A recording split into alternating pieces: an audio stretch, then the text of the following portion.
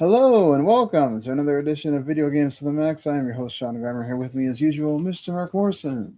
Howdy. And, well, we have some, feels like we're in deja vu land again, talking about console prices increasing, particularly Xbox, as if they didn't do this a few months ago. Here we are again. Economic conditions. Is that really what it's about, or is there something else going on? Maybe some nice news about Game Pass for once. And Mark's been playing that Assassin's Creed Shadows DLC. So I played a little bit of that Trails of the Sky first chapter. What else is being a Borderlands 4 is doing well despite all the PC controversy. And we'll get into some Sony stuff as well. Did Tencent actually give a decent reason as to their whole deal with the Lights of Mortrim, or are they just grasping at straws? We'll get into all that stuff and more right after this.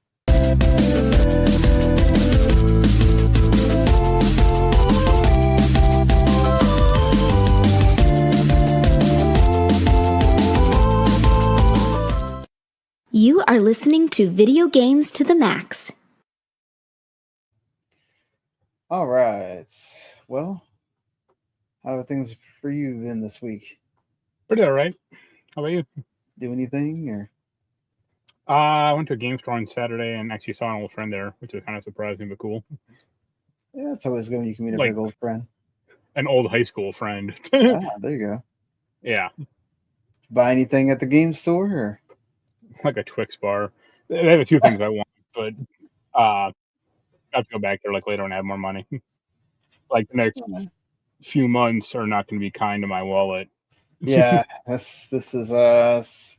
We'll talk about that. This week starts the sort of last week, but this week really starts the oh my god review season or get your wallet ready season, because there is a ton of things, and we still got all of October, November, December. I'm not even caring about that. It's more like there's a few conventions I want to go to, and then a retro game convention in November. So what? It's all gaming adjacent, so that's all good too, you know. Yeah. Yeah, not much for me. Went to go. Was hoping I could just get Freon put into my car's air conditioner, only to find out that it did indeed have a leak. And then we had to get a whole hose replaced where the leak is coming from. So it's then basically I spent $100 on Freon to find out that there's a leak, then to probably have to put another $100 on Freon afterwards. Yeah, I had that problem with my not air conditioning, but the power steering pump. It'll just leak every so often. So after 4 months of driving, when I make a turn, my car won't groan. And then I was like, okay, now I can tell it's hungry again, so I got to dump more fluid into it. Yeah, it's just if it was something where I did that with I get scared now when you do that kind of stuff, because I did that with the coolant in that same car a few years ago, and then wound up having to get the whole freaking motor replaced, and luckily it was under warranty, or I would have basically had to get a new car. So because they did $10,000 worth of stuff to it, and I only paid $400. So yeah. So after that, I'm just anytime something's leaking, I'm just I'm not playing around with that. Let's get this fixed soon. Even though I know that it'll drive fine, just okay. I just have to put the windows down. But the problem is that here in Miami, it rains all the time. So essentially, you're just either I'm gonna roll with the windows down and get rained on all the time while I'm going wherever it is, or I have to drive with the windows up and freaking in a sauna. So not great either way. But yeah, enough of that. Just once again had to watch the Cowboys get whooped by the Bears, if anything. And who knows what's going to happen the rest of this season with the Packers up next, and a certain pass rusher that they decided not to sign now gets to go play the old team. So that's going to be a interesting Sunday night game. It's either going to be another blowout or who knows. But yeah, that's it for me on that front. Let's actually get to the gaming front and talk about some games we've been playing here, as we usually do. Mark, you've been playing that Assassin's Creed Shadows. Claws of Awaji. Yep. That's what that's called? Awaji? Yeah, Awaji. Yep. Okay. Yeah, I played and beat it. It took me like 3 days. Yeah. How much time do you think it is? Like, how long do you think it is? I'd say probably, if you want to do everything, probably 8 to 10 hours. You can kind of like pretty decent.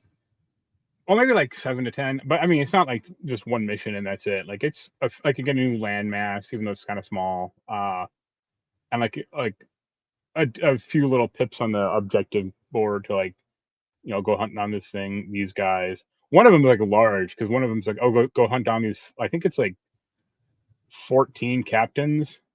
They're just kind of like roaming the landscape. So you got like they occasionally do show up on the map, but a lot of it's like, oh, if you cause enough trouble, one will just spawn near you. And it's like, all right, cool. So I mean, this is a free DLC, right? So I mean, like it's free well, it's free if you pre-order the game. Like if you bought the game now, I think you have to pay for it. But I think it was like their apology because the game kept getting delayed.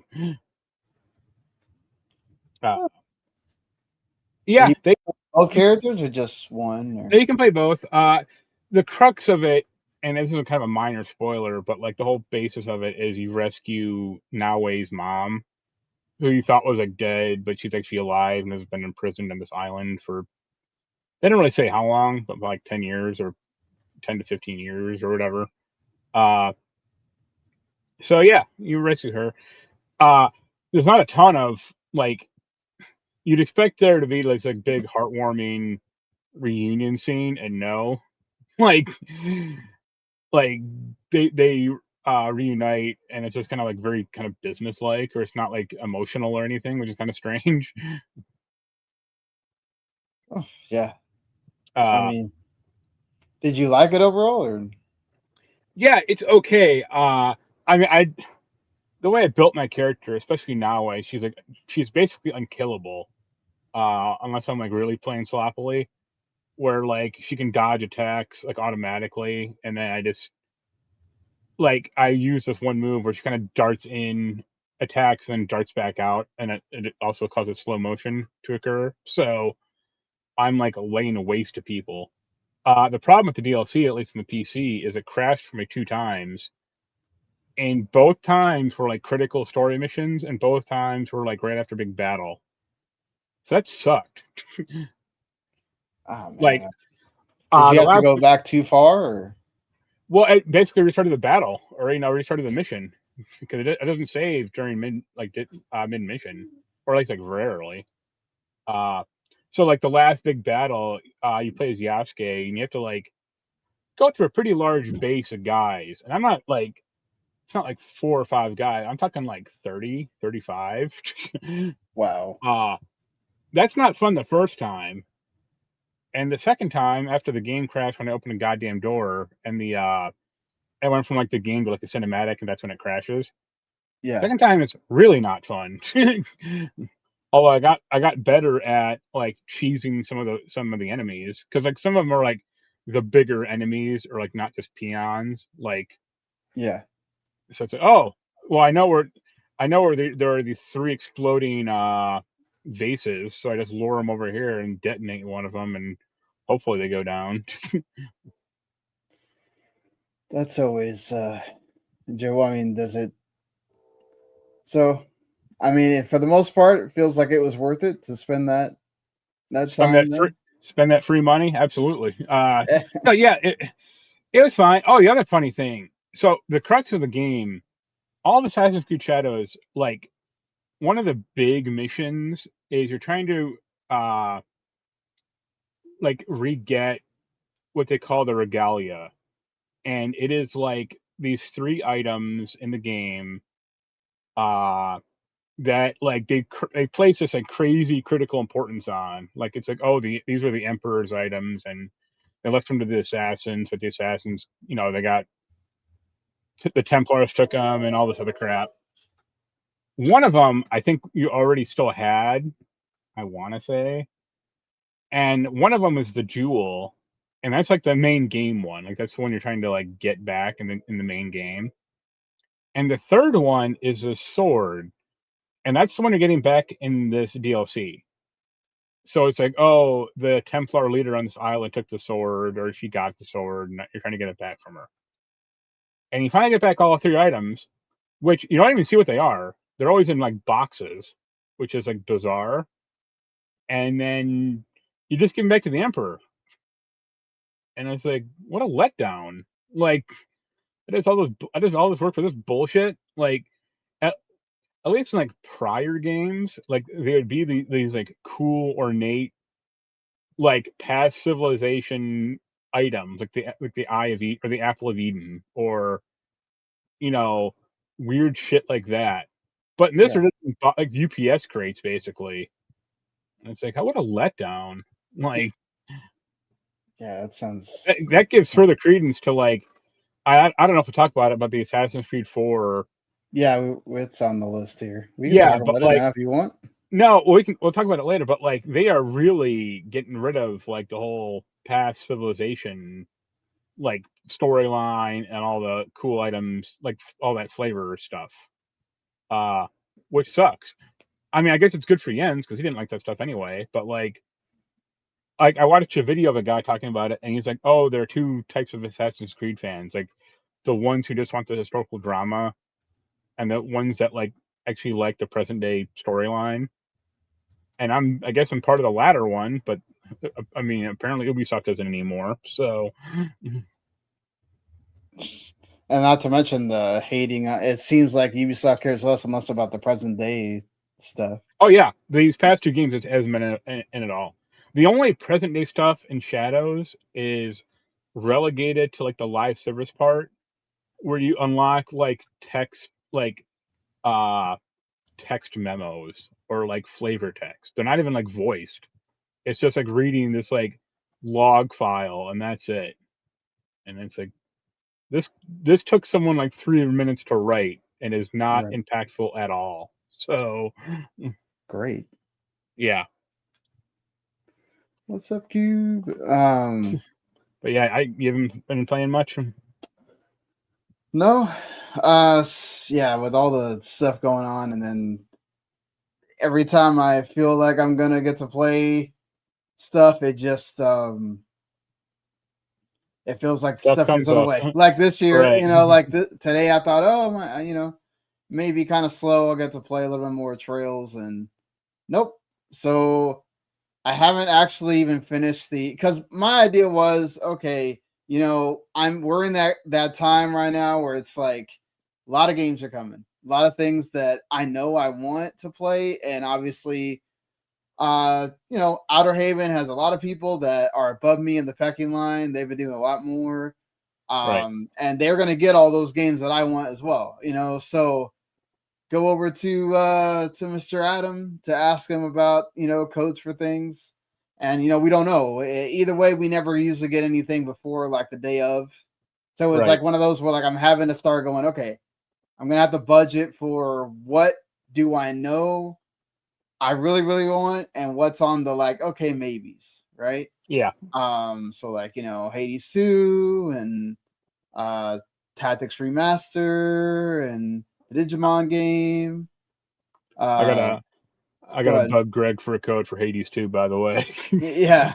And then it's also Trails in the Sky first chapter with all the hype around it, and it's a game I've always wanted to play. I own all 3 of those games on PC. It's just like one of those where it's like when they announced the remake, I said, I got to play it like this, and then they came out with that demo not too long ago.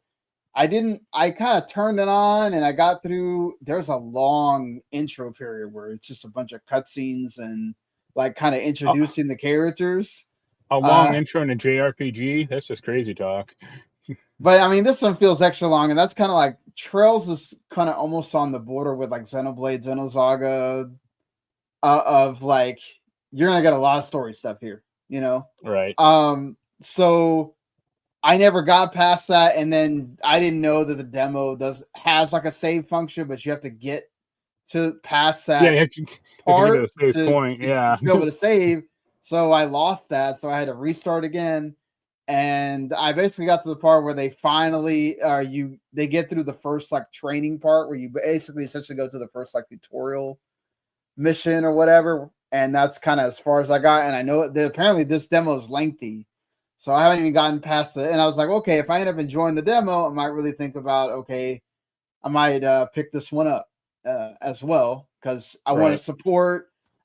We know that they're making the second game, but still, supporting helps out, and want to show that when possible. But it's also $60 in a realm where you're like punching pennies for how many other games are all coming around at the same time. So it's a lot. But I enjoyed it for the most part. Estelle, I mean, look, this game is super anime. So if you're one of those people that you don't really like a bunch of anime in your JRPG, this is probably not the series for you. Right. But I mean, it has an incredible narrative from everything I've ever heard about it. All my friends that are in the JRPG fandom that love it, that always say, "Oh man, you should start that." And I was like, "Good God, where do you start out of the like 20 million games that there are?" You can't trust those people anyway. When they finally come out with this, it's like, okay, this is the starting point, right, for everybody.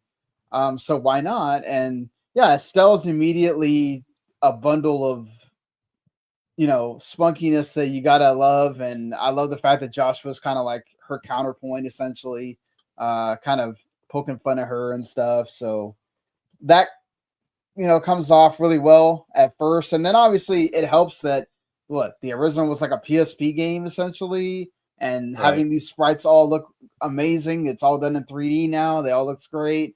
You can do the like moving around action RPG style, or you can actually press the button and turn it into like turn-based if you want. So I love the fact that you kind of have both options for those of you that like either one. You essentially have to kind of go in like command mode or whatever to do the. It's not full on like a Final Fantasy VII remake or whatever. It's more of like okay, once you press the button to go to turn-based, you're going to be in turn-based now. But it's still like fun because there's like different arts and different things to do. I assume there might be more that gets added on essentially later. Maybe like, I don't know if there's team up attacks or whatnot, but yeah, I enjoyed it. There's a lot to kind of like go around the town and talk to people and whatnot. So, but just to give you an idea, when they introduce your teacher character, the first thing they do is have a close-up shot of her boobs. So if you kind of want to know the idea, so yeah, exactly, where you kind of know what you're getting into here. They don't.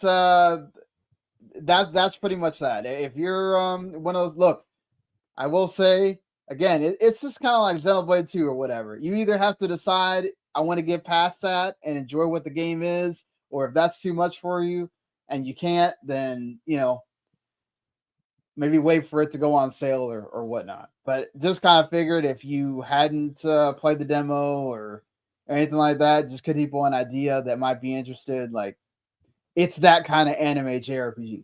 So, but look, I like my anime. I know what's coming with that. And for all that, look, you can kind of like hand wave that stuff and just kind of go on and get into like the gaming part that's the enjoyable stuff. So I'll see once we get to like, since I haven't even gotten past the demo, I'm probably gonna wait until we get the final decision on if I'm getting codes for some of these games or not, and then kind of go back and be like, okay, I might end up buying this. So we'll see. I'm really, really hoping for Tactics Remaster. That's the one I'm like super excited about, that hopefully comes in. But if not, nerd, we'll be showing my support, being a Final Fantasy nerd and all that stuff. But all right, that's it for us playing games here. I read short this week. Well, after done it, this I'm going to be playing Silent Hill left. So. Oh yeah, are you getting that day one or? Yeah, I already got it. It's already on my PS5. I just gotta wait for the timer. Oh, sweet. Yeah, lots of good reviews. Yeah. So that's another one that's kind of like I'm not doing what I did with Silent Hill 2, where I got into the hype or whatever, and then I bought it and then I played like.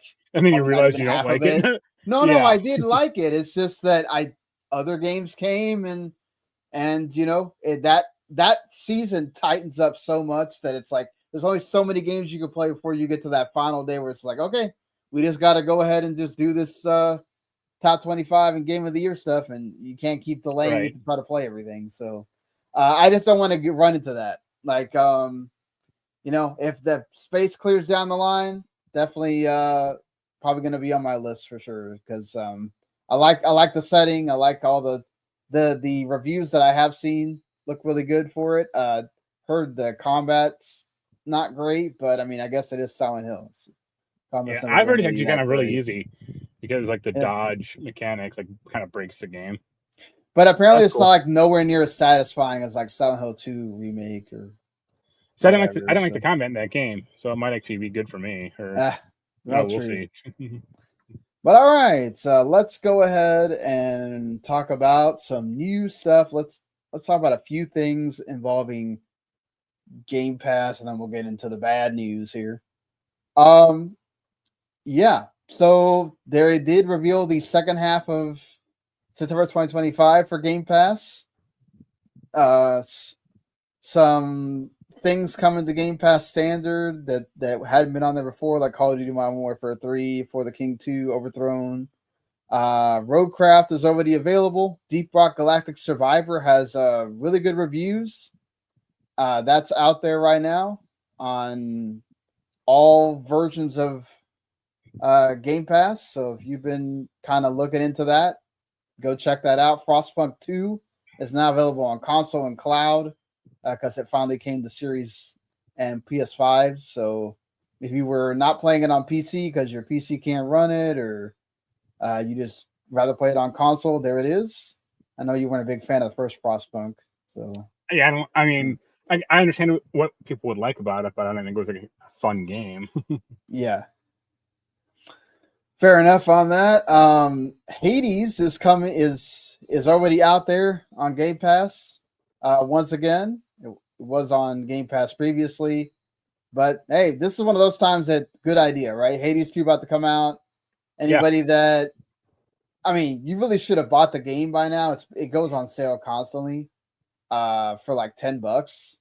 But hey, if you didn't know that there was a Hades 1 and you've seen all the hype for Hades 2, I guess now is your chance. Go play it on Game Pass.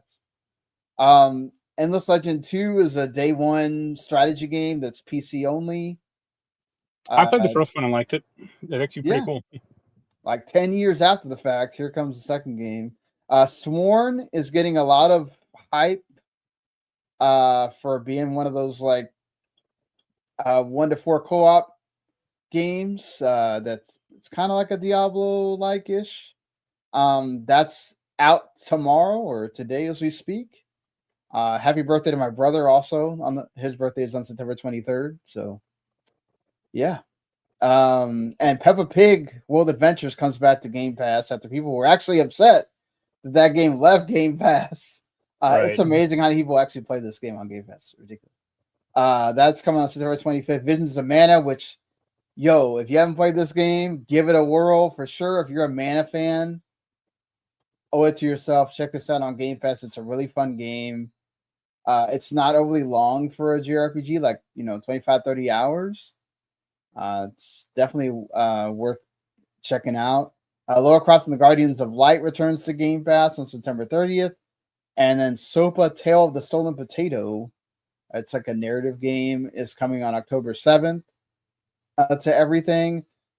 Do be aware that we're going to have Tokyo Game Show in a couple of days here. So there might be some games that they show off at that event, including there's one game that they have like penciled in into one area by itself. A lot of rumors going around that that's going to be Forza Horizon 6 because it's set in Japan. We'll see. But I wouldn't be surprised if they have a Game Pass drop during that Tokyo Game Show showcase thing that they're going to do early in the morning on the 25th. So be aware for that there might be a little bit more coming for this month in Xbox Game Pass. Also, just because, we came off, I think, was it last week we talked about the whole, or maybe 2 weeks ago, the effect of Game Pass on devs and why we've seen the discussion between Pete Hines and Shannon Loftus and Sean Layden about Game Pass and what it does to devs and how it creates like a slave culture. Chris Charlo, who's the one that heads up like the ID at Xbox. So I don't know if he only means the ID at Xbox or this is all of the deals that have been signed this year. So this may not include like the third party stuff. But as far as indies, we could probably vouch that this is correct because he heads up that side of things. According to Chris Charla, there's been 150 partners that have signed deals this year. Obviously, some of those games may not come out till next year or whatever, but they were signed this year. They signed over 50 companies last year to their first Game Pass deals. And now they have 150 signed deals between last year and this year. And it's the largest investment in Game Pass to date.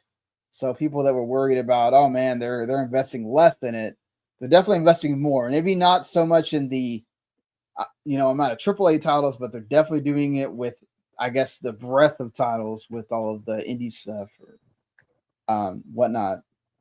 So that's good to hear, at least that. As we get into the next topic with how much it would cost now for somebody to go and buy an Xbox console, if you have Game Pass in another form, you're going to get to enjoy a lot of games, it seems like. So that's good.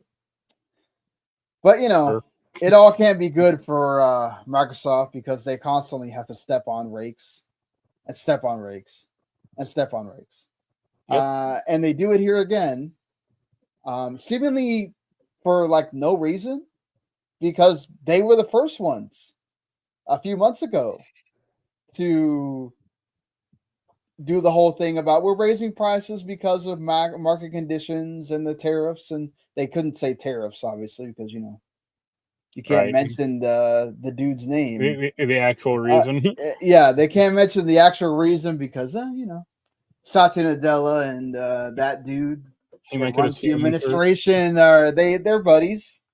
So it makes sense, but once again, it's the same deal. Especially when you're coming off of you raise console prices, you try to raise your game prices, and then you circle back on that because people were complaining, and then also not only people were complaining, but you probably weren't getting a lot of pre-orders for the Outer Worlds 2 with it being $80. So, to kind of mitigate that a bit and see and show that you're doing things in good faith, I guess, from a PR perspective. Then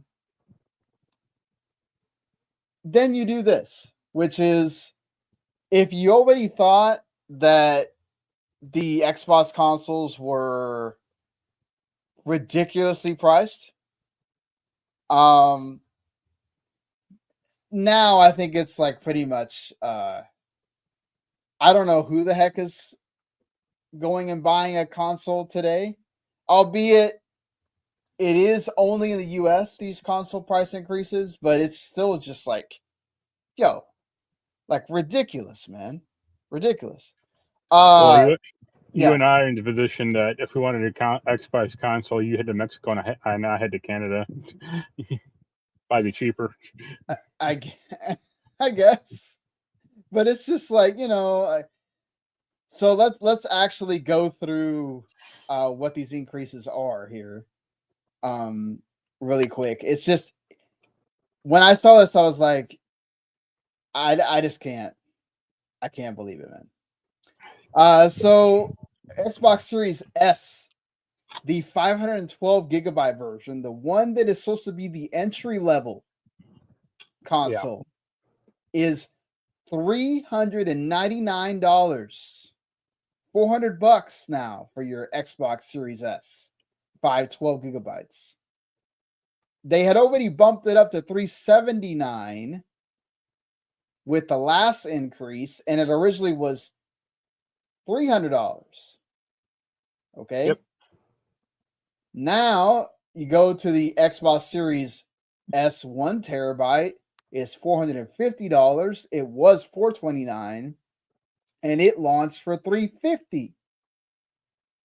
So we've already doubled up twice now. Both of these consoles now cost $100 more than they cost at launch. The Xbox Series X digital that doesn't have a disc drive cost $600. It was $549 before or after the first price increase, so it went up $50. The two Series S's went up $20, which isn't too bad, whatever, but still $100 overall is still ridiculous. Now the Xbox Series X, the one that I have behind my TV right now that has a disc drive, it was $500 at launch. It was $600 after the first price increase. Now it is $650 for a 1 terabyte Xbox Series X, a 5-year-old console. And if for some reason you want to upgrade to 2 terabytes for this same console, which you don't need, by the way, you are paying a whopping $800. $800. That is $50 more than the PS5 Pro after the price increase. It was $729 after the first price increase. It was $600 at launch. So it has gone up a total of $200 since launch. Ridiculous. Absolutely ridiculous. Like, listen, we could talk about tariffs and we could talk about macroeconomics and we could talk about market conditions and whatever, but it is clear Xbox doesn't give a flying flip if you buy these consoles or not, because you're not even pretending to try to keep close to whatever Sony did after their price increase. And Sony also knocked off some of the storage so they wouldn't have to set the price increases again in Europe. And Microsoft's like, screw it. You guys are just paying more. Even if you compared like the Galaxy Black Xbox, the $800 one with like the PS5 Pro, it's like, one's $50 more and is on much older technology. Like, yeah, and you get more storage, but like that doesn't offset the PS5 Pro at all. Like, you could probably find a 1 terabyte SSD and shove it in a PS5 Pro, and then you'd have like not 2 terabytes, but damn near close enough. But like you were saying, I mean, I talked about this when I told you about it a few days ago. Like, Xbox One is going to have fucking, Game Pass on a fridge screen eventually, so they don't care. No, and they said it. They said it in the press release, right. Which technically they did say it also in the original price increase as well. It's just it kind of stood out more this time, where they're like, "Oh, we're going to continue to find different ways for you to play our games on other screens." So they're basically telling you, you don't need to buy this console. Don't buy it. Please don't buy it. Just play it on something else. Save you some money. Get a laptop. Play it on your phone. Play it on the tablet. Play it on anything that's not our console. Right. Because we're not going to try to make these things competitive. It's 5-year-old, and it's still, again, it's just it's still blows my mind that people that normally at this point in the console generation, you're looking at price cuts And anybody that waited, you have now been screwed. You now have to pay more instead of less. It's crazy. That's why I bought a Switch 2, like, and at launch. I mean, you wanted one just because you're a Nintendo fan. I kind of am, but I'm not like super obsessed with it or anything. Well, I also thought that we would have more Switch 2 games at this point. We wouldn't have the I don't know what it is, whether it's Nintendo themselves not providing dev kits, people not being able to afford them or whatever it is. But I thought that very close to launch, almost any game that was worth its salt would have had a Switch 2 edition very close by now. And then it's like the fact that we are still getting so many Switch 1 editions is crazy. So it just makes me to where it's like Trails in the Sky first chapter and Tactics Remaster are the first two where I'm just like, okay, I might really consider it for Switch 2 because they're actually Switch 2 versions and they should look really good or whatever. But it's like, for me right now, I'm not buying a Switch 1 version if I don't have to.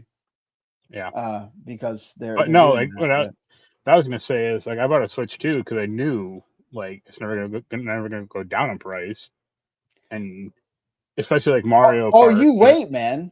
I bet that after the holiday season, that thing's going up in price. Oh yeah, I 100% know that. I will be shocked if the Switch 2 does not go up in price by the time we get to like February, because it's like if you raise the price of the Switch 1, why would you not do that for the console that people will buy?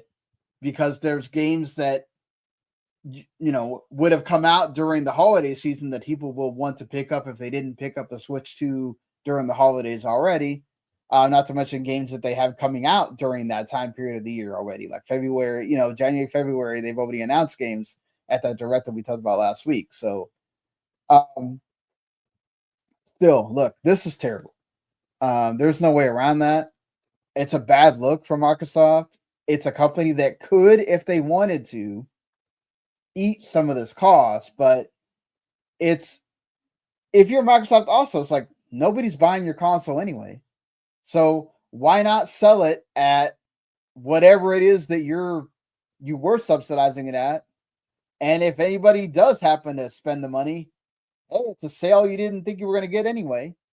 So, get rid of the excess, and I don't know how much they're going to be restocking or whatever, but it's obvious that they are ready to move on. They are ready to go into whatever next gen is.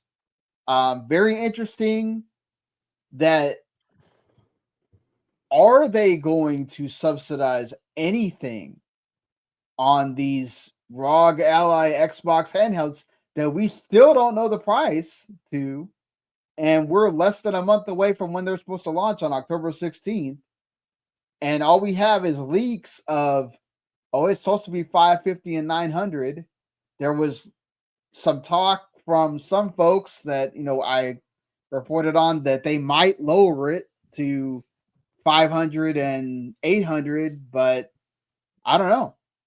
I think that will tell you a lot if they do subsidize anything, because it'll tell you what they want you to focus on. They want to be the entry. They want to be the heads of the pack when it comes to the handhelds, whether it's you buying their handheld or you buying a handheld that has their new OS on it.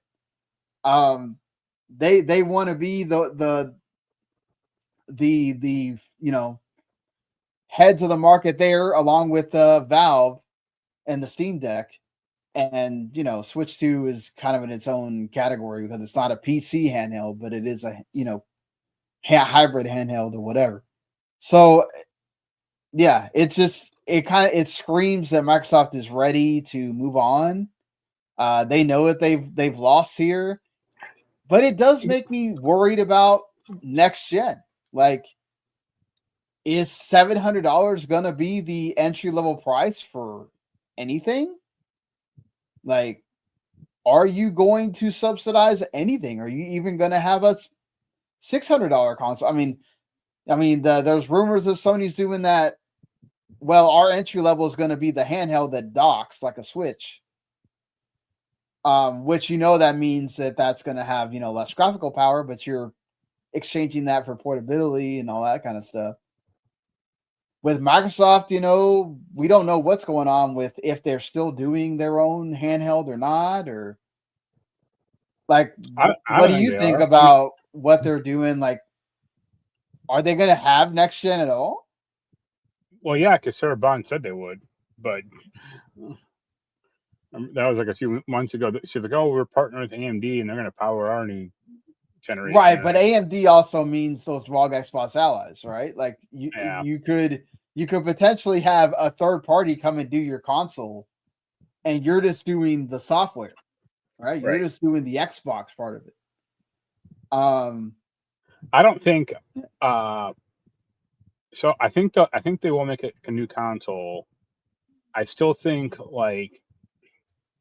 I really think they're going to try to wait until 2027, maybe even 2028. Like both companies will, because they're probably hoping and praying that you get a different change in administration, and day one it'll be like, all right, all that tariff bullshit is over. Yeah. But yeah, this is kind of a tacit admission that they've given up on consoles, but they haven't given up. It's not like, oh, these things are flying off the shelves and we can't keep up in stock. It's like, no, this is basically saying hey, yeah, don't buy it. And yeah, I don't think they're gonna make I don't think they'll ever make a handheld. They'll always just license it or partner with someone. But I think the days of them making shit anymore, after especially the Zune, is long gone. Yeah, I mean, I agree with you in that there's part of me, man, that really feels like they might try to pull an okey doke and just say, hey, I know we said that we were going to make our hardware, but due to market conditions, it's become impossible for us to do. We legitimately can't make these consoles in America. We can't move them to Vietnam or another country. It has to be done in China, and China has some of the worst tariffs. And I'm sorry, but we can't at this time. It is not in our best interest to do these. And then they'll announce that somebody else is doing the console, right? And they're just gonna. What they will do is they'll be like, oh, but we're not going to do it like the handheld. We're going to have like an emulator that's going to be able to make it to where all of your Xbox games will work. And then they will change the name of it so that going forward, you won't have this problem. Almost all the games that are coming out now are Xbox Play Anywhere. So you'll keep building that library or whatever. And eventually what they're going to try to sell you on is that, oh, you're in our ecosystem. You bought all these games in our ecosystem. You can play them however you want on whatever the heck you want. Your save will go over there, and that'll be the proposition, right? That'll be the way that they get you to buy whatever it is, whether it's a handheld, whether it's a PC that they slap the Xbox logo on, whether it's it's going to be it's an interesting, weird time.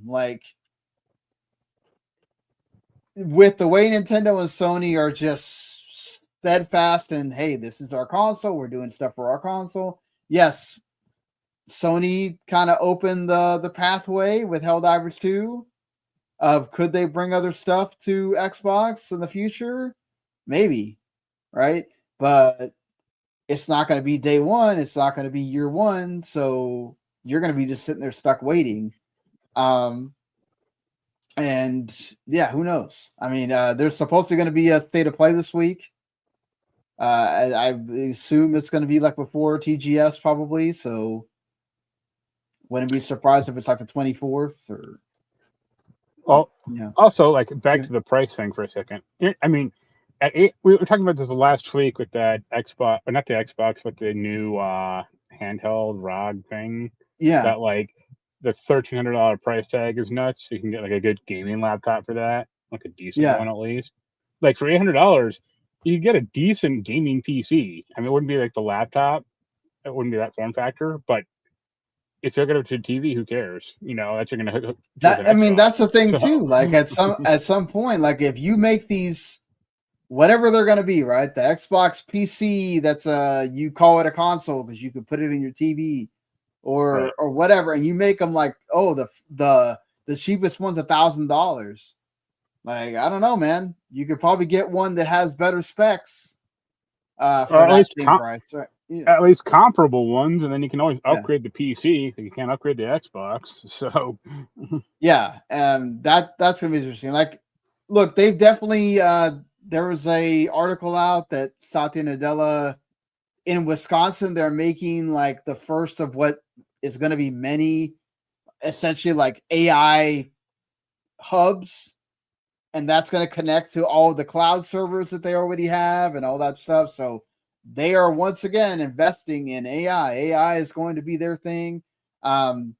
So, you know, that's their whole deal between market conditions and their investments are somewhere else. They need to recoup some of that investment with the console. You know, we know those consoles are not selling. So to them, what's the point of subsidizing any longer? We'll see if that proves to be anything. They have upped the cloud functionality a lot. Like the cloud seems to work even better now than it used to. So that's like the one positive out of this whole thing is that like they've really, between the stream your games thing, that whole like the Xbox app is essentially like your entire library is now available on that thing. Even though it still loads Steam, so it's like it's just a launcher for a launcher. So I don't know, kind of pointless for me. But you know, they did do like a cross progression now apparently where you can, if you load your Xbox games like in the app, it will take your like Steam save and load it through there or whatever, which that's interesting. Yeah, like if somehow they get to all play nice or whatever by the time we get to 2027, 2028, whatever, we'll see if perhaps Microsoft winds up being right in that way, but for the time being, it's just further and further like making you wonder if at one point do they just go, oh, there's no console happening here. We are fully third party. We're not making hardware anymore. That's what I've been saying. I mean, yeah. No, it's just like it just worries me because it's just like, man, I never thought that it was going to get to the point where I would really be choosing, you know, okay, $400 or $500, $300 to $500 for a console, whatever, 600, okay. When we're getting into the 700s, 800s, 900s, it's like, is it worth it really to get this console at that point? And do you want to, because you don't know if Xbox is really gonna, Xbox and Microsoft, are they gonna support it? You know, are you gonna have to wonder if like halfway into the next gen, you know, depending on what that's why I think that they're definitely this is going to be a PC, because it's like they don't want to have to be doing this proprietary Xbox thing and then nobody buys it anyway, and you know, at least you could still use the PC part of it, whatnot. But that's enough on that. We still got a lot of time. Just the moral of the story here is don't buy an Xbox. I mean, Microsoft doesn't want you to buy an Xbox. I could have told you that years ago. So, well, I'm just saying, unless you have unless you really need the console, like I'm worried about, like what if my Xbox like kicks the bucket, you know, or something. I you know, I don't have any wood to knock on here, but it's just like you know, that's not a simple replacement to all of a sudden go, oh yeah, I'm going to spend $650. Like, nah, man, just not happening. I'll just save that for a laptop, which I definitely need. This one's 8 years old that I'm doing this recording on right now. So, but yeah, moving on from that. there is another rumor of another game going to PS5. The Polish website PPE states that it's received some information that Microsoft Flight Simulator is going to come out in November on PS5. Nate the Hate also has said this in the past that we can expect this game out on PS5 at some point this year. Now they've kind of narrowed down the time frame. That's always a whatever game for me. It's amazing. It's a beautiful game to like go and see and explore that, but not one for me. I don't know about. Would you play it if it comes to PS5? Actually, I probably would. Like it'd probably be like a relaxing game, you know. Yeah. So I'd give it a shot. Yeah, I'd be interested to see how many people would be interested in give it a shot too. Right? This has always been one of those niche things for Microsoft. It's one of those like cool things they can tout that, hey, we brought that back for Xbox and all that. But I really wonder how many people that are PS5 only are really interested in that. Speaking of, go ahead. Sorry. I was going to say, I think there's at least a small minority or a small segment. Yeah. Because they probably have a flight stick and they played through Ace Combat 7 a dozen times and like what else? Right. Nothing. Wonder if Bandai's gonna ever announce an Ace Combat 8. Probably. I mean, they announce one every like 5 or 6 years, and it is around that time. Heaven forbid you get a new Ridge Racer, we get a new Ace Combat every 5 years. And I said, okay, thanks. But moving on to Sony and the PS5, everybody that's hoping for that remake of Bloodborne, keep on hoping, because according to Jeff Grubb, he checked in very recently and he said there is nothing happening with Bloodborne. So do not expect that at the State of Play that there is presumably happening this week. We don't have any confirmation. Now watch tomorrow morning after this is already posted. Sony will it'll be like HD remaster and then a sequel, you know. Yeah. But it doesn't surprise me. Like they have other things going on, you know, between Sony and FromSoft, like they have things going on. So. I am in the minority. Did you ever actually play Bloodborne or no? Yes, I played Bloodborne. Did you like it? I liked it. It's one of those like I'd have to actually have time to go and get good at that. Right. Yeah. So I played it, and I think I finished it, or I'm at the last boss. I don't think I actually beat the guy or not, but like, you know, right. And I was just like, whatever. Like it's just, I just thought it was like just another one of these. Like it wasn't like Jens like love it. Yeah. Yeah. And he's the one who like bought it for me, or you know, and that's who I played it with, you know, for like 99% of the game. Except like the last boss, you can't co-op, so that sucked.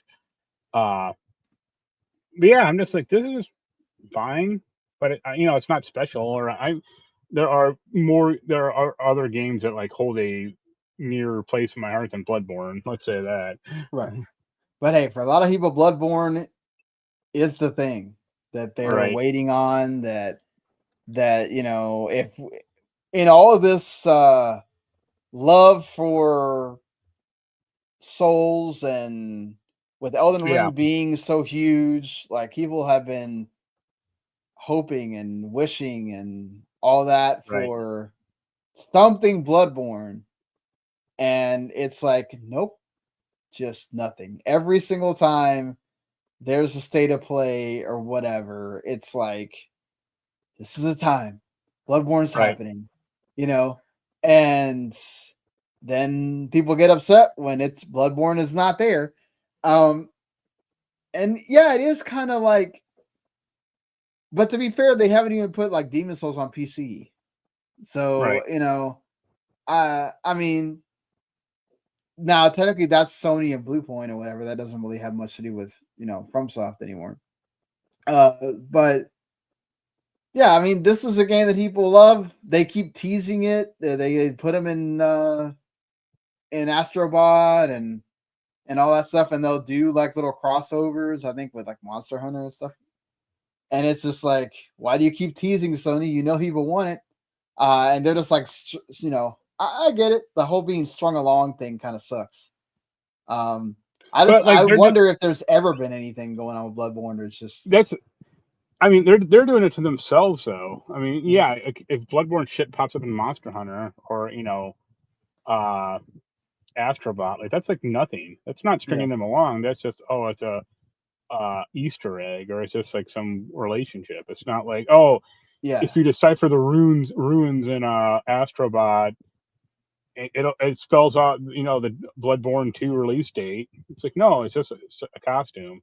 I mean, they have a Sly Cooper costume in that thing, but they're not going to make a new Sly Cooper game anytime soon or ever. Definitely. So Sucker Punch already said that they're not. Yeah, but to be fair, they did prove that Sly Cooper 4 was actually really good, and it was not made by Sucker Punch, so they could make a Sly Cooper 5 if they wanted to. They could, export that out.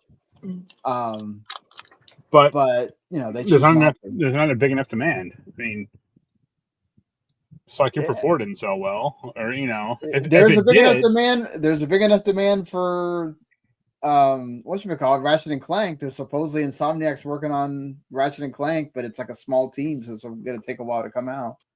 Right. And Sony has said they want more family games. So, like, to me, it's like, I don't know. Use those franchises that you have that people know. Sure. That's what I've always said, but that never happened. I mean, instead of getting an Astrobot, which is fine, but you have, 6 other family franchises you could have done instead that you didn't. So yeah, that's true. Ghost of Yotei. I'm not gonna look. Not. This isn't that kind of show, so not going to talk about the. Other than they did let go of a Sucker Punch employee due to some unsavory things said on the internet. Not going to talk about that. Don't care to get into that conversation about whether it was right or not. Like, I do think at some point, the game's about to come out. Shut up. Right. Like, I get it that we all feel the way we want to feel about things, but you're putting yourself in danger at that point. It's like, so I don't like anybody losing their job. I don't think that that's cool at all. I also think like Sucker Punch also kind of made a statement on that as well. That's, again, I don't want to get into that, but we are like a few weeks away from Ghost of Yotei coming out. Right. They just released a trailer, like I think last week, about having the dual weapons or whatever. But they had a Brian Fleming, the founder of Sucker Punch, talk with Stephen Totillo of GameFile, and he said that it's 150, 160 people team that made Tsushima. And it's around the same amount and same amount of budget, 60 million, to make Yotei. So they will have a lot of similar amount of content, right? But there's no PS4 version here for Yotei. So there is that. Are you, especially, after you've already played Shadows this year, how are you kind of feeling on Yotei? Are you kind of interested or not? No, I'm interested, yeah. Because it'll be a different game. It's not going to have like the weird RPG mechanics that Shadows did. It'll still have gear, but it's not going to be quite as like, now I'm a level 62 assassin or whatever. And it'll probably be a better story or a more cinematic and impactful story. So that'll help. Yeah. You think so? Yeah. I definitely do. I think the people that are saying they're not going to buy the game or whatever, they're lying. If they're not, I bet they will once, the reviews start rolling in and all that stuff, so like I feel like it's just a bunch of hogwash. You're gonna buy the game one way or the other, and if you're not, whatever floats your boat. That's your decision. You want to buy the game. No big loss. Like they'll sell millions of copies of that thing. So Mm-hmm. You think they'll sell as much as Tsushima? I do wonder about that.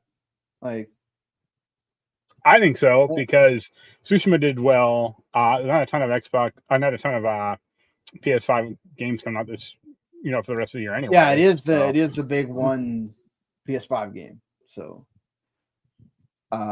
yeah. I'm interested because Tsushima is like one of the ones that like I really like. I like that whole Japanese historical thing. It's another one of those. It's like there's just a lot of stuff again coming out at around the same time. That's like don't know how you can budget for all this stuff. But if you're a Sony fan, I think this is great for you because you get your one game and you can play that for a while and go back and play it again. They're going to do that multiplayer again. So, there is that as well. So it feels like we'll see if they do the student play, how much they do for Yotei on it. It's already got its own state of play, so there's that as well. But yeah, I'm excited for the game. Hopefully a lot of people are as well. Not letting this stuff kind of dictate what they're going to do, and we'll see how well it does eventually. I wouldn't be surprised if it gets like around an 85-ish on the critics. What do you think? I'd say 90. You think it's going to get to 90? Okay. Oh, yeah. I got to like, 88 or something like that. Yeah, but you're building on top of that so it can fix some of the problems that Tsushima had, and then, that'll help. Yeah, there you go. Cube's already got his pre-ordered. So, yeah.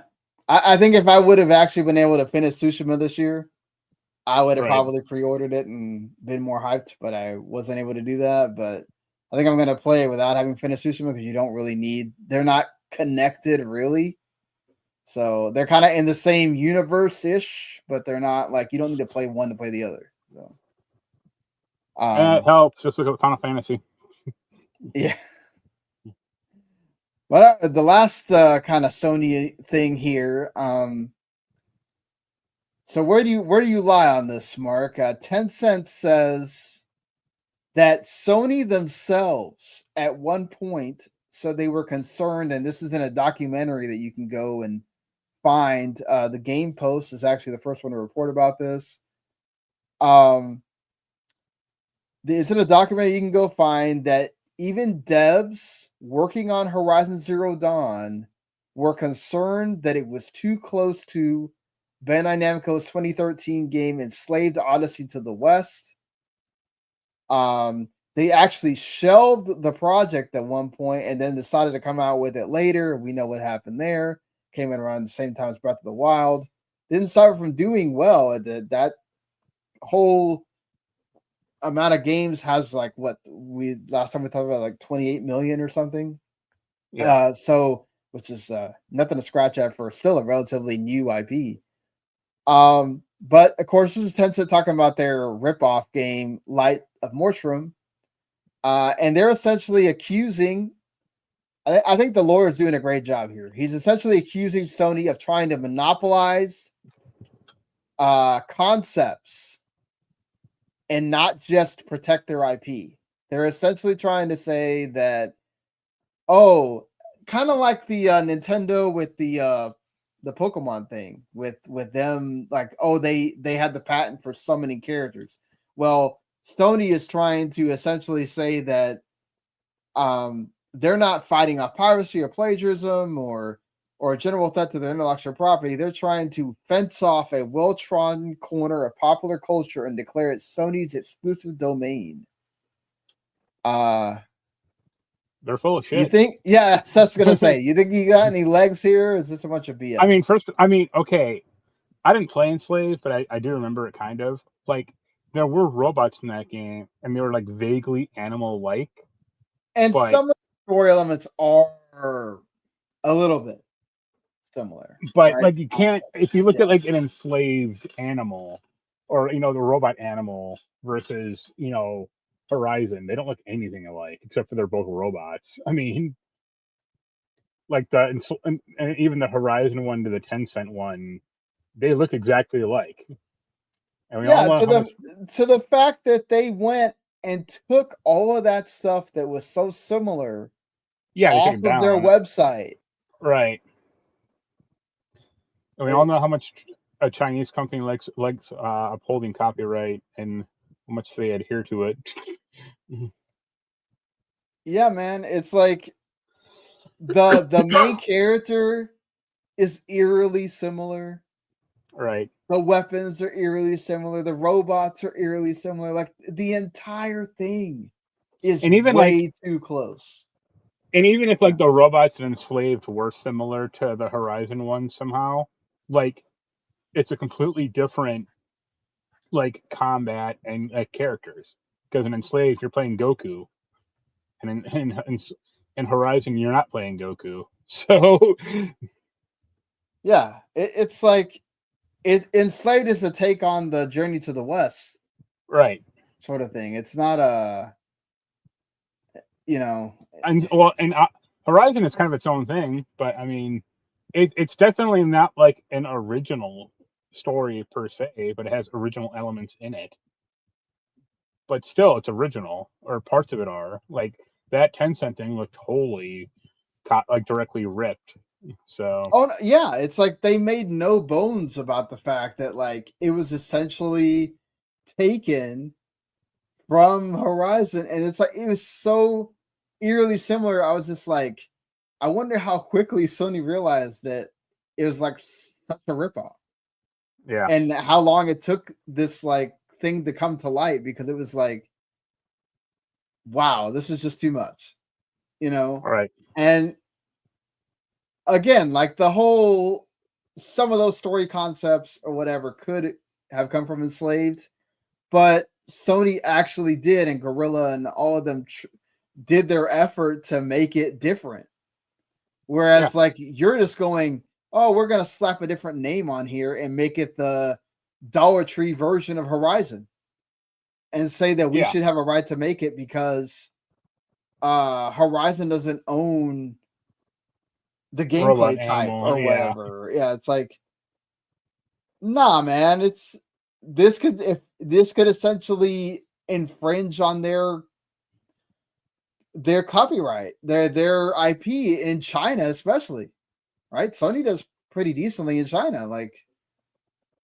Well, instead of like the Thunder Jaws or Rip Jaws in Horizon, it'll be like the Lightning Jaws or some stupid shit in the Tencent game. Like, no, and especially since like Horizon is like the one game that actually seems like just so gonna make a live service game out of. Like, we'll see if it actually happens or not, but that was like the one they didn't really cancel, at least yet. So they still say that franchise is valuable. Yeah, and also like he brings up the whole like, oh, people were making a point that it was like a lot like Enslaved. It's like it wasn't a vocal majority doing it. I never heard that, or I never thought when I saw like the Horizon trailer, I didn't think like, oh, this looks like Enslaved. I'm just like, and to be fair, also it's like I think it's hard to talk about anything with the Horizon's launch because everybody was sitting there playing Breath of the Wild. So I don't think anybody was noticing anything really about Horizon as far as like if it's close to one game or another game. It's just like, okay, there's that game. And they're both kind of open world. You can kind of go where you want games and things like that. And it's like, oh, they chose one over the other. Also, like, no offense to Enslaved, like it's fine enough, but it wasn't like a big hit when it came out. No, it wasn't. It was very niche. Yeah. Yeah. And then like what's funny is like they bring up like stuff about like games that came out close to when Horizon launched and then games that came out afterward and like how these are all genre conventions. It's like, yeah. But again, they're all their own thing. Like Breath of the Wild looks nothing like Horizon. Far Cry looks nothing like Horizon. Outer Wilds looks nothing like Horizon. It's like, come on, man. Y'all were just grasping at straws. Just they're eventually gonna. I feel like they're just gonna settle at some point, and then that's gonna be the end of it. I don't see them going into some public spat about it because they have to deal with each other on a lot of bases. So many things. Yeah.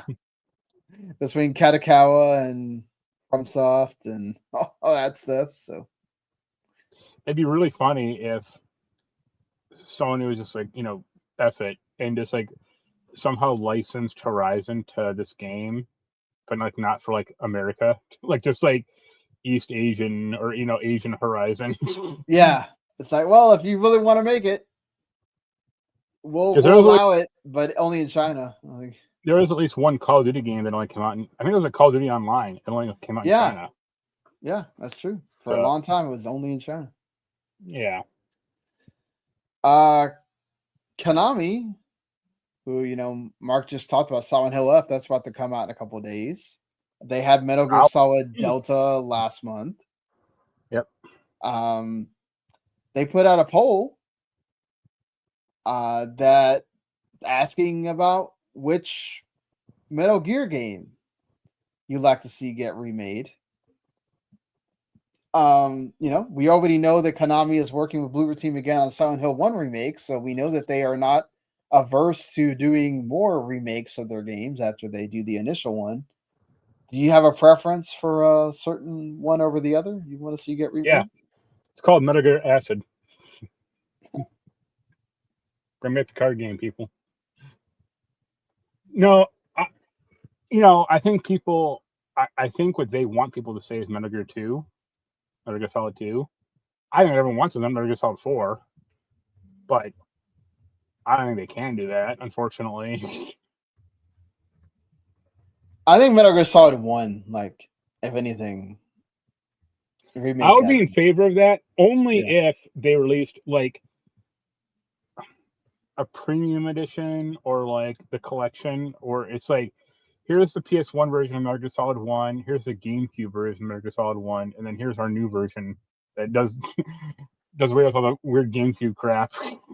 But didn't they do that already with the collection? No, that Metal Gear Solid GameCube Twin Snakes has never been re-released, I don't think. Okay, that must be like, they're definitely rumored to be in the next, like, the volume 2 or whatever that they haven't announced yet, but they said that they were working on a volume 2 of that collection. Yeah, it's only on the GameCube, Twin Snakes. I can see a volume 2, like Twin Snakes, Metal Gear Solid 4. That's what everyone wants, actually. Acid 1 and 2, and then get that game off PS3 or whatever. You mean Metal Gear Solid 4? Yeah, Metal Gear Solid 4. Get that game off PS3. And then Acid 1 and 2, and then whatever Portable Ops and Peace Walker. That'll be like all the rest, really. Yeah, because you can buy Phantom Pain like pretty easily. Yeah. So, you wouldn't want, you wouldn't do that one, because that'd almost be like a slap in the face. Because like, who wants this? Like, well, I mean, technically that's part of the collection, right? But no, if a volume 2 came out and didn't have 4, that would like instantly deflate my excitement for it. They have to know that like people are waiting on 4 like that bad. So right. If it's 4, it'd be like a day, maybe not day 1, but I'd get it when it's still probably pretty new. But without 4, I'd be like, I'll wait till it's $20. Yeah, I definitely want to see them do a remake of 1 just to give everybody that entry point, I think, even though 3 technically is because it's a prequel, right? Do a remake of Metal Gear. Yeah. Oh yeah, the Nintendo, the NES one. Yeah. Make a really nice HD port of that, or HD remaster. Like, they can essentially do whatever they want with that, right? Because it's like, it was just on NES, so right. Why not? That's gonna be cool if they ever do announce that.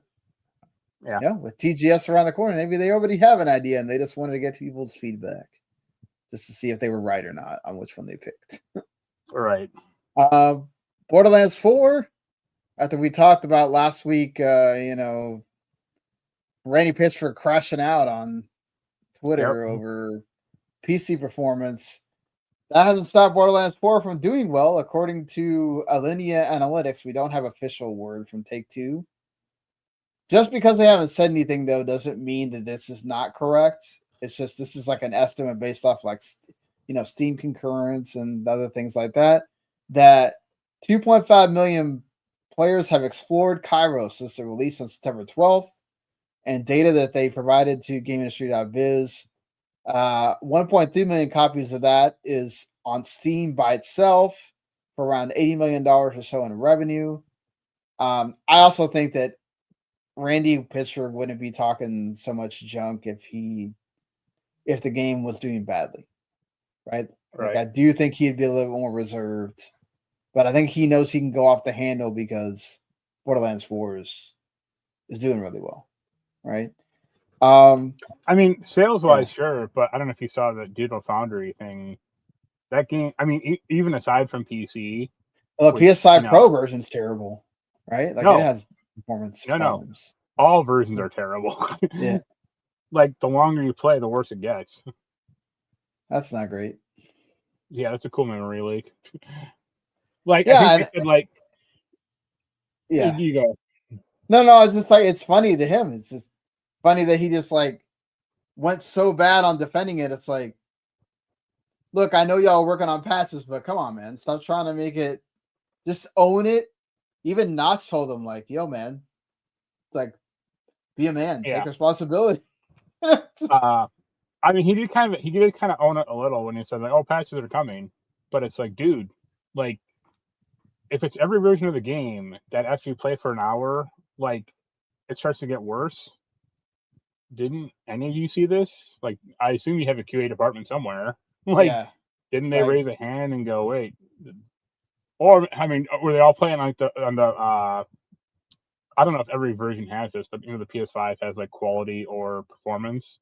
Like, I think on quality it's actually fine because the quality just locks it to 30 frames per second when performance is trying to hit 60, and like performance does hit 60, but then an hour later goes on like 50, 55, and then it just keeps getting worse and worse. And it's like, you can say patches are coming, but it's like, yo, this game was in development for a long time. Right. Didn't any of you notice this beforehand? Or apparently not.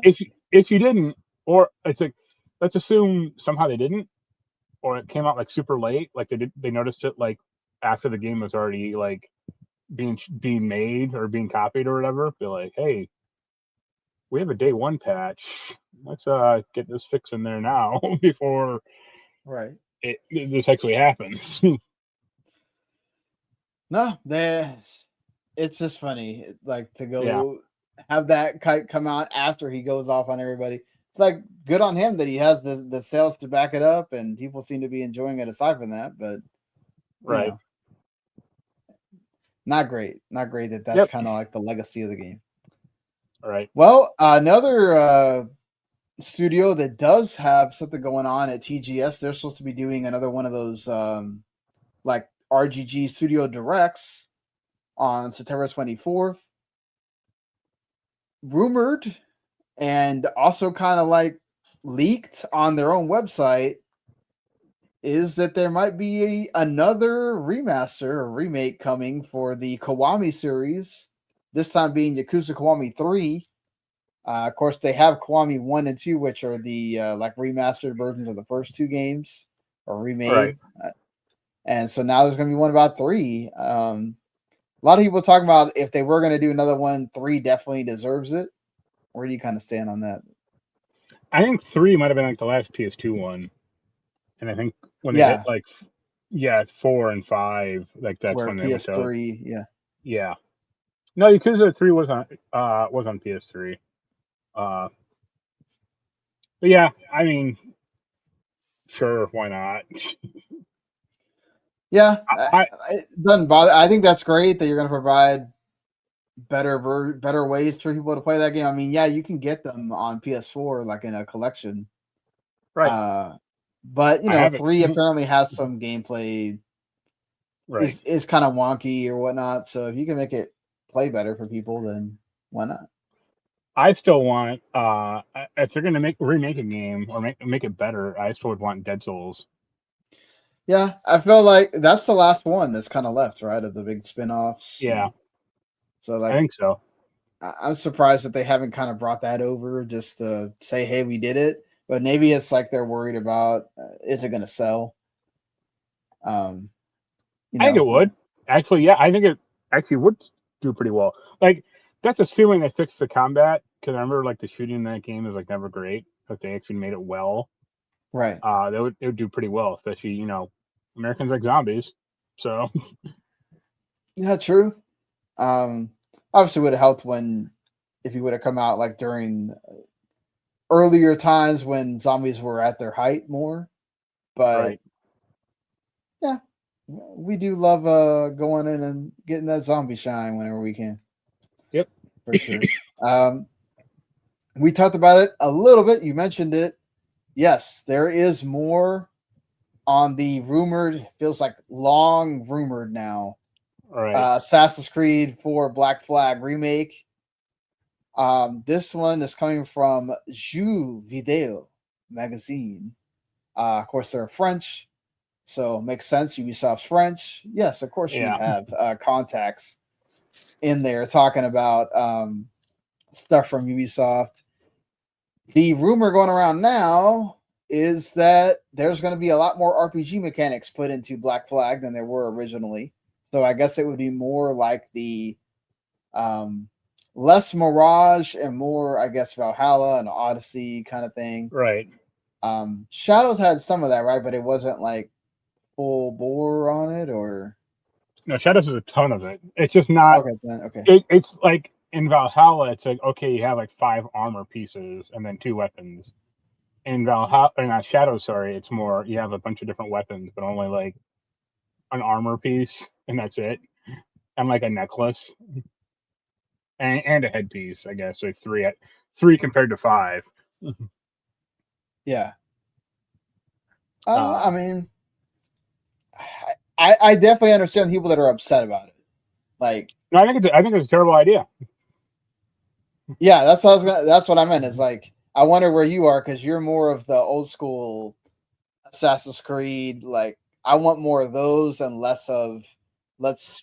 I think it could work in theory if they had every Black Flag has a huge map in it, but if it had like distinct islands or distinct sectors where it's like, okay, this is for levels 15 to 20, or this is for levels 25 to 35 or whatever, that'd be fine. That'd be not great, but it'd be better than what they're going to do, which is going to have it just be like adaptive leveling, which sucks, or like the game like levels up with you. Yeah, I think that's not fun. Like you should feel an element of danger if you're going into like a higher level area. Like if you're level 12 and you're going into like a level 50 area and you get one, like you should feel scared you're going to get one-shotted. And also, like, I don't want that attributed to the ships too. And then it's like, oh, I can't go and fight that ship because I'm not level 20. Right. So, it's like, or my ship doesn't have all this type of gear on it, so I'm automatically going to lose. And it's like, right. You need the epic cannon or like the legendary cannons to. Yeah. I mean, Black Flag did actually kind of have that. Like I think there are 4 ships that are like way. I mean, they don't have like levels in the game, but like way higher or more difficult than like the regular ships. But they're more like challenges, or like they are meant to be optional. Like it's not like a required thing. No, this like them putting like a level or like RPG mechanics just makes it like, oh, I'm gonna have dailies now in this goddamn game, just like Valhalla and Shadows. Like, oh, I have to check in every day to get. Ubisoft loves that because they want you playing that game like every day.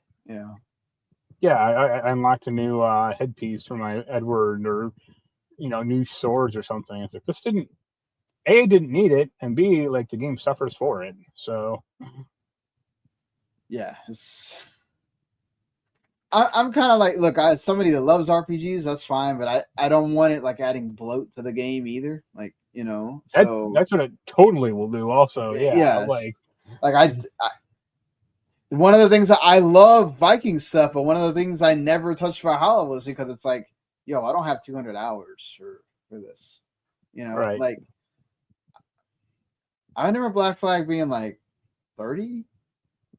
Black Flag can get long if you like really like.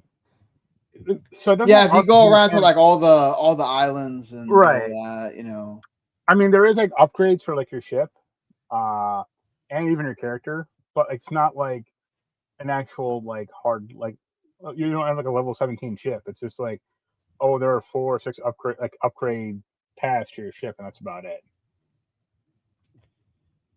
So Yeah, it's gonna be bloated, and it's gonna be like very DLC heavy or very like microtransaction. Because like, oh, do you want a custom sail for your ship, or do you want to? It's like, no, I do not. Like, according to How Long to Beat, the main story is like 24 hours. Yeah, I could say that. Side quest is like 40, but if you want to do everything, it can go up to 60. Yeah, I don't want the main part of it to go up to like 40 because they needed to have all this RPG stuff in there. To be like one of the evil pirates, you have to be like level 35 minimum or something. Yeah, it's like, no, let's not. I hate that level gating stuff in a thing that wasn't originally an RPG. Like I get it if we're talking about Final Fantasy or whatever, Dragon Quest, but not this. Not sticking with Ubisoft, Splinter Cell, the animated series debuts on October 14th, so we are getting something Splinter Cell. Liv Schreiber is also obviously going to do Sam Fisher. They had the first trailer. I'm not going to show it here because we'll get slapped with the strike. But and looked bad. You see this? I saw the trailer. I thought it looked really bad. Yeah, it was fine to me. It looks like very just generic and cheap, or Yeah, I agree with you on that. It's not. I was going to say real quick about Assassin's Creed 4. Did we talk about how about it last week, or about how they're ditching all the present day stuff? We did mention it. We talked about it earlier too. Okay, It feels like they're definitely that's what they're doing. That's what they're beefing it up with RPG mechanics as to remove the present day. Well, they're also adding in, I guess that game did have some like unfinished content around like certain characters, so they're gonna like finish that up and add it in, and it's like okay, but like the problem with Assassin's Creed, at least one of the main problems, is it is this framework. It is a game with a framework of present day stuff. That present day stuff kind of finished with Assassin's Creed, I think 3, at least like the Desmond Miles part. Right. And you guys have introduced 5 other present day like points, but have yet to like continue on, or like you didn't. So Assassin's Creed 4 has like the really cool first person Abstergo tower thing, where you're like working as a game designer, which is like a really cool hook. And ROG continued that hook, but you're playing a different character. But like Assassin's Creed Unity was separate from that, and then Valhalla, Odyssey, and Origins had a separate character, and like they keep like starting and stopping. Yeah, it's like you have like there's no like main architect for that series anymore, like there used to be. So that's why it's like so fragmented, because you don't have a guy in charge going like, no, this is the actual overall like that series needs like a Kevin Feige from Marvel, and they used to have one. His name was Corey May, because he wrote like all the first 4 or 5 games, and then I think he left, or I think he just like left. He wanted to do something else, and then they never really replaced him. So that's why that franchise is in such a tailspin these days, just because it's all different, maybe different studios, and they all keep going in different directions. Yeah, not. It kind of goes with Ubisoft. Like every time that I guess they thought they could do it without him. Right. And they started. You don't need that guy specifically, but you do need a guy or girl at the top level who is like the face of the company or face of that brand, who has like a guiding force of that narrative. And if you don't have that, chaos will ensue. Yeah. So what? Yeah, that's my thought on it. But we can go back to Splinter Cell and how we're never going to get a game out of that again. I will just keep wishing, I guess. Let me ask you. I actually did watch it pretty recently. Did you watch Arcane? No, I keep saying I'm going to, and then I don't. So I watched it like within a few weeks ago, And I was like, okay, this is fine, I guess. Yeah. But I didn't like the look of it at all, or like parts of it I didn't like at all. Let's say that. And Some the of it art looked really style is cool. the thing that catches everybody, basically. Yeah, some of it looked good, but some of it looked really shaky to me, and I was like, all right, I guess. And then minions were like arguing about it because he doesn't like any CGI stuff except for like that. That's about it. I mean, what is he? He I hated. thought it looked really good for what it is. You know. Yeah. I mean, it deserves the awards it's gotten. It won the Emmy for animated series or whatnot. So sure, yeah. I guess. I just didn't. It didn't appeal to me. Let's just say that. But I watched like the first season. I'll watch the second one when it gets released in a few weeks or a few months. Are you gonna end up watching this Splinter Cell thing, or if it somehow gets like amazing reviews, maybe, but I doubt it. Yeah. Here's a question: do you think they get Michael Ironside to be like Sam Fisher's trainer or like mentor? What you mean, like in this first season, or like in the future? Well, either way, or like he's like the old veteran or something like that. Probably not. Yeah, okay. It'd be funny though. Like you said, they're probably trying to keep it on the cheap. So right, but believe me, Michael Ironside doesn't cost too much these days. You're probably right about that, but I can imagine that they are still.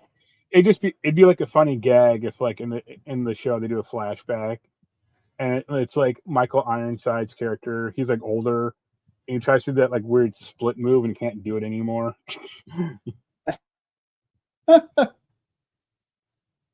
Yeah, I wonder if they will add levity in there, not being an animated show, or they're going to try to keep it kind of serious. No, they're going to try to keep it serious, and that's not the way they should do it. It'll be to its detriment, but it's kind of like I don't think you watch it. That Jack Reacher. I mean, not Jack Reacher. The Jack Ryan TV show with John Krasinski. I watched a few episodes of that. I do like it, but it's that show just has like no levity or like very few amounts. Yeah, it's very. And serious. if you compare it to Reacher, which they're pretty much playing in the same ballpark, but like Reacher has like a sense of fun and like adventure and comedy, which makes it enjoyable to watch. It's another one of these also like missed opportunities for Ubisoft, because imagine if you would have had the new Splinter Cell game to go along with this. Oh, don't worry, that's still 5 years off at least. So maybe it'll do like Fallout, where you get more people playing the old games. I don't know. Can you even play them outside of backwards compatibility? No. Are they on PC? The last one was. I know that. Yeah. I think most of them are. Okay. But they're but playing old games like that, it's like that may not work out too well. Yeah. That's the whole reason you want this remake, so you can have like a modern version of that game. Yeah, like Blacklist is on sale on Steam for $20, but you can't play multiplayer anymore. Yeah, well, that's kind of expected at this point. Right. All right, I'm gonna close things out here with the. I watched the 6-1 Indie showcase. They had some pretty interesting games. A lot of them are either slated for some point this fall, or they're coming out like way after in 2026. Right. One game that I thought like maybe you might like, Lucid, that's coming out next year. It's like a what if Celeste and a Metroidvania and some more like attacking type game was made all together with some bomb music. This looked great. So it's one of the ones. It has a demo out on Steam too. I don't know if this is like something where like a lot of those demos are gonna like they're gone now because they kind of made it seem like it was for this weekend, or if they meant that this is going to be like on the main page of Steam for this weekend only, but then the demos will still be around for a lot of because almost all the games that were in this thing had demos. And this is one of them. It looks pretty awesome. So shout out to the guy making it, who like they debuted this game like 3 years ago at their like first one, so it's pretty cool to kind of see them get to show it off here. Another one that stood out to me, Mr. Sleepy Man, was such a like a 3D like platformer. The song for it is ridiculous, which I can't play here, but it also has a demo. It's like literally this guy in like one of those old, guys pajamas, and he's going around like just jumping on things and whatever, and it's hilarious. Speaking of hilarious, real quick, you know how last week we talked about that Nintendo thing? And one of the things they showed is that Pokemon farming game, right? Or Pokemon Animal Crossing with the Ditto, the Pokopia. Yeah, they just announced Palworld announced a spinoff today or just a few hours ago called Palfarm. Are you serious? Yeah. Okay. Enjoy a farming life with mysterious creatures known as pals. And it's on YouTube. But you could already do that technically. Yeah. Sort of. Like it was mainly about surviving, but you know what? I don't blame Palworld for doing that. Like, why not? It's not out or anything yet, but yeah, just a quick trailer. Yeah, I wonder how Nintendo feels about that. Like, they probably heard about them doing that and were trying to beat them to it on purpose. And then, like, the Power does were like, oh, yeah, really? Okay, we got one too. Why don't you? Right. So, I don't go for it, Palworld. Like, anything that can exist to give Nintendo kind of a thorn in the side kind of deal, I'm all for. Another game that I liked a lot has like some Pokemon vibes with Earthbound, Hermit and the Pig. Has like a lot of the I guess Earthbound Pokemon type turn-based mechanics with a bunch of like WarioWare type gag stuff, and probably going to be like one of those kind of like sweet stories. So that's coming out like January of next year. So that also has a demo on Steam. So I'm gonna go check it out. It looked kind of fun. They have an indie version of Power Wash Simulator called Mold Washer. That's like you're a sushi, and you're using a pressure washer to wash stuff. Pretty neat. Yeah. They show more of that Gecko Gods game. I think they've shown in a few of these things. They had a cool game called Gloomy Juncture that's like got this weird art style. It's like a point and click ish like adventure game that looks cool. That also has a demo. Engraving that's like a horror game that you're making the map as you go. It has some crazy like art style too that looks pretty awesome. They show more Gigasword as well. That's been shown off quite a few times on other showcases. It was going to come out in a couple of weeks, but then they delayed it to like November 13th now. So that's kind of a bummer. I was kind of like waiting on that game a bit.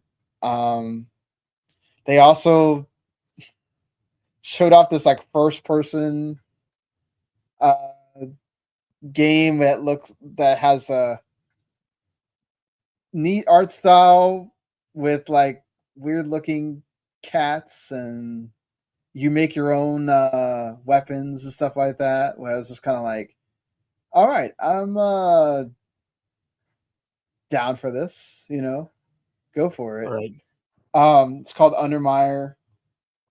So yeah, I like the cartoonish art style, but like you get the first person RPG kind of mechanics in there too. So that is one of the ones that doesn't have a demo, I think, but it still looks cool. So I guess we'll see when this finally comes out and whatnot. It's like a roguelike-ish, so it starts out with those enemies being kind of small, and then they get bigger as you go on, you imagine. So they had one that's kind of like Smash TV called God's TV that looks kind of neat as well.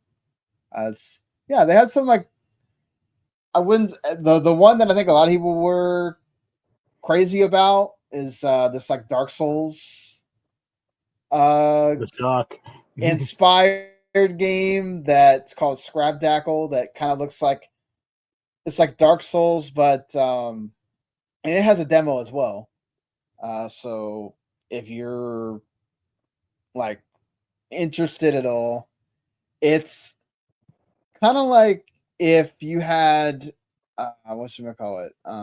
Undertale with Dark Souls with Scribblenauts, because it's like kind of like the Act 1 type of thing where this is Act 1, and I'm sure there's going to be more acts to it. Right. It has a demo out there. You can go play this, but this was like feels like it was the highlight of the show for a lot of people.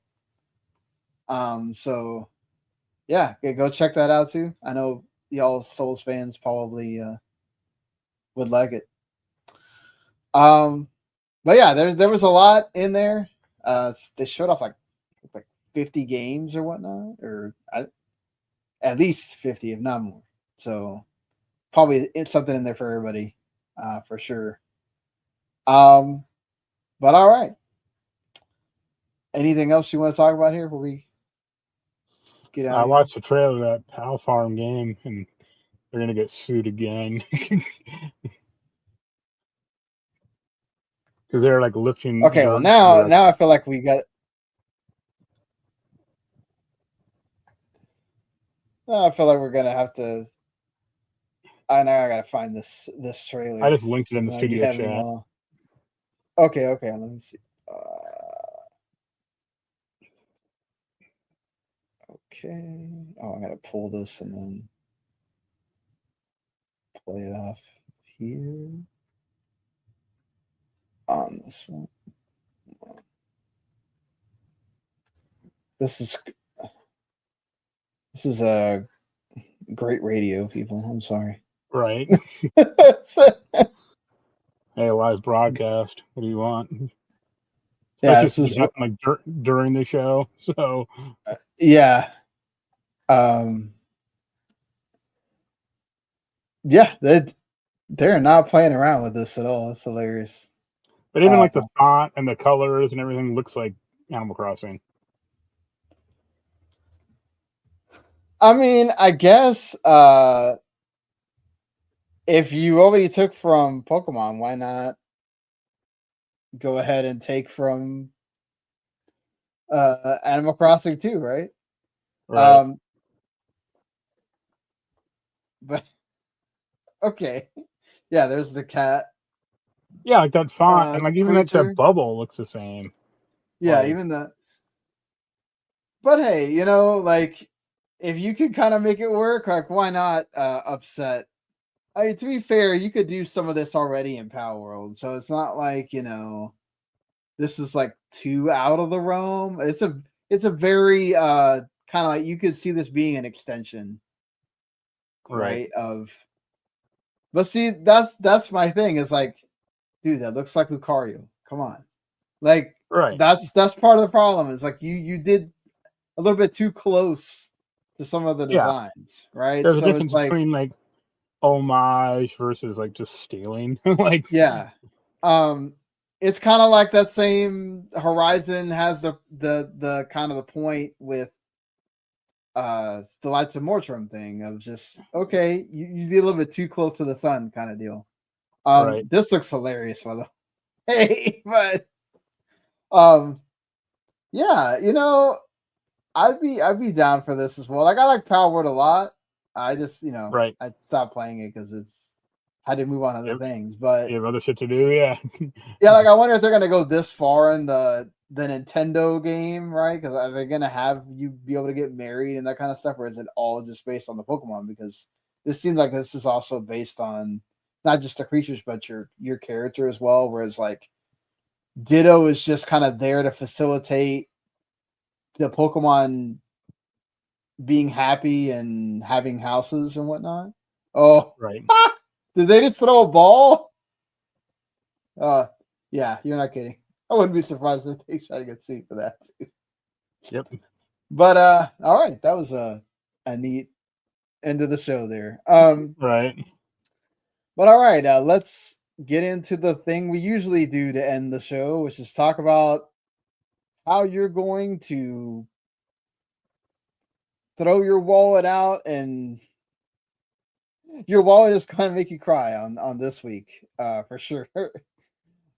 Hades 2 comes out in a couple of days, so I'm sure everybody has the thing circled for that game coming out. If you have a Switch or Switch 2, definitely going to be like my next Switch 2 game for sure. Already got it pre-ordered and just waiting for it to hit the 25th. Consume Me is that neat game about is made by the dev. It's like her own like sort of autobiography about her life in high school, college, and how she goes about losing weight. Definitely kind of be one of those indies to kind of look out for. Rain World is getting this expansion, The Watcher, which is coming out to everything on the 25th as well. Silent Hill F coming out on the 25th. Mark already talked about having it pre-ordered, so I'll have Hades 2 impressions, and Mark will have impressions with Silent Hill F next week. So we'll definitely have some games to talk about there. You have Sonic Racing Crossroads, which that has a demo out, and I played one Grand Prix with Tails.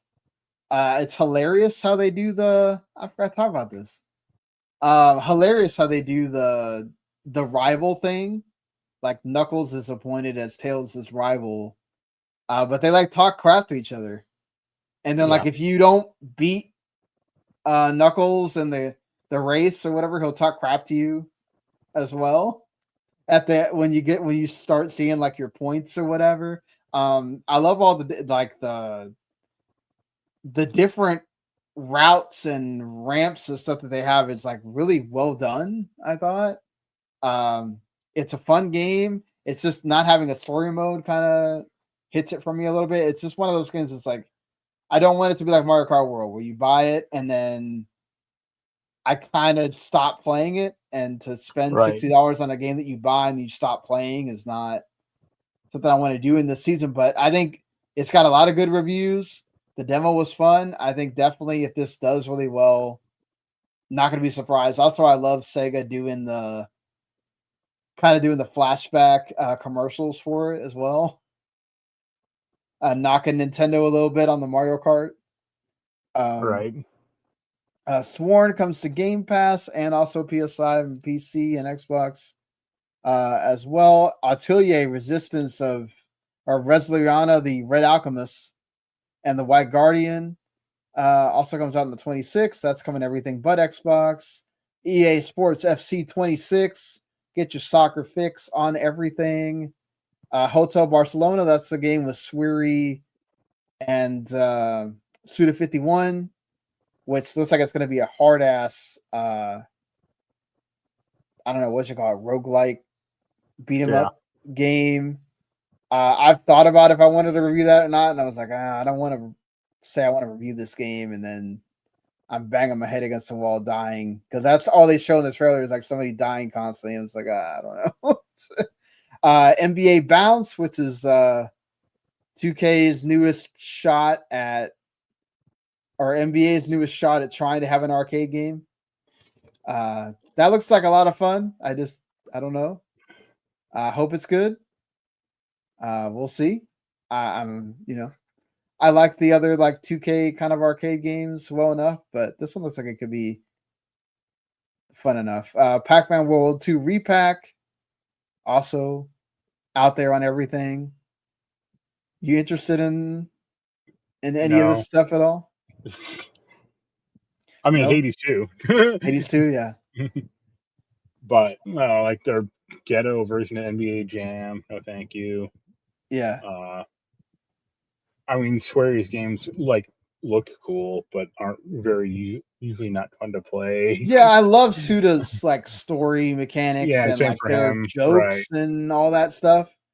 If it was more like Shadows of the Damned and less trying to be like their Soulsy version, right? I would totally be down. But there's just too much coming, and it's $30 as well. Like I said with Hollow Knight, $20 is where I can go. Okay, no problem. Whatever, $20. When you get past the $20 to like the 30 range, that's when I'm like, okay, I gotta look and make sure I'm really into this game or whatnot.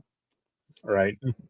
But all right, there's a lot of stuff, and that doesn't stop there because the next week, not to mention who knows what's going to get announced at Tokyo Game Show, but then the next week you got Tactics Remaster and a few other things. So a lot coming down the line here for sure. But all right, until then, we do appreciate everybody that watches, listens, whether you watch live, listen later, watch later. However it is that you check this out, give us a review, like, subscribe, all that on the channel, W2 Network, and we'll see you later, everybody. Later.